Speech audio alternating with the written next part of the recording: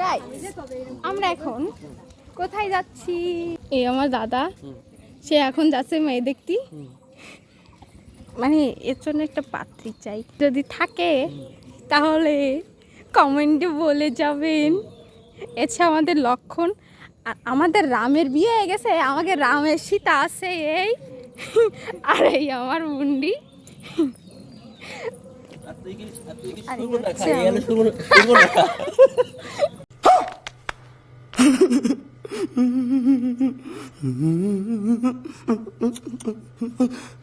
মার খাবিনি, camera on রাখতে বলে তোর আমি কিছু বললাম না, তোর কিন্তু সাইডে দিছি।